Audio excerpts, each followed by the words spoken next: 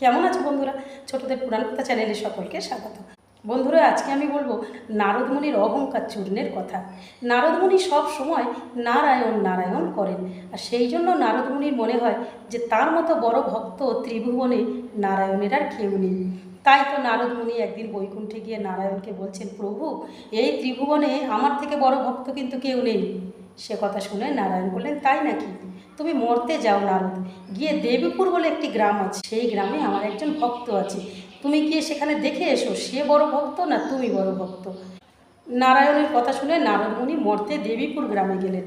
গিয়ে দেখলেন একজন চাষা লাঙল হাল বলদ নিয়ে মাঠে যাচ্ছে, নারায়ণ নাম কেবলমাত্র একবার স্মরণ করলো। তারপর সারাদিন সে মাঠে কাজ করে রাতে বাড়ি ফিরল এবং ঘুমোতে যাওয়ার আগে আর একবার নারায়ণ নাম স্মরণ করে সে বিছানায় ঘুমলো। এটা দেখে নারদমুনির খুব আনন্দ হলো। তিনি বৈকুণ্ঠে এসে নারায়ণকে বললেন, প্রভু, সেই চাষা তো দিনে দুবার মাত্র আপনার নাম করে, আর আমি যে সারা দিন আপনার নাম করি। নারায়ণ বললেন, হ্যাঁ সে তো জানি। নারদ, তুমি এক কাজ করো তো, এই তেলের বাটিটা নিয়ে তুমি সারা বৈকুণ্ঠ একবার ঘুরে এসো, দেখি, দেখো যেন এক ফোঁটা না পড়ে। নারায়ণের সেই আদেশ পেয়ে আনন্দিত মনে নারদমুনি কানায় কানায় ভর্তি তেলের বাটিটা নিয়ে সারা বৈকুণ্ঠ পরিভ্রমণ করতে লাগলেন। তারপর নারায়ণের কাছে এসে তিনি হাজির হলেন।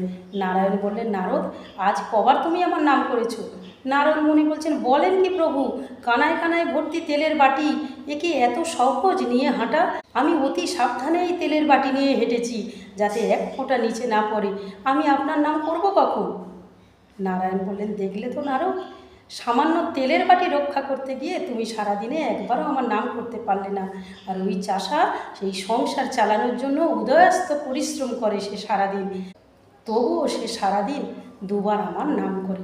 এখন বুঝলে তো তুমি আমার বড় ভক্ত না সে আমার বড় ভক্ত? নারায়ণের এই কথা শুনে নারদমুনি মাথা নিচু করে রইলেন। বন্ধুরা, আজকের এই পর্যন্ত। পরের দিন আসবো অন্য একটি কাহিনী নিয়ে। আর আজকের কাহিনী কেমন লাগলো তোমরা লাইক কমেন্টস করে দিও। নিয়মিত আমার কাহিনী শুনতে চাইলে বন্ধুরা আমার চ্যানেলটিকে ফলো করে রেখো।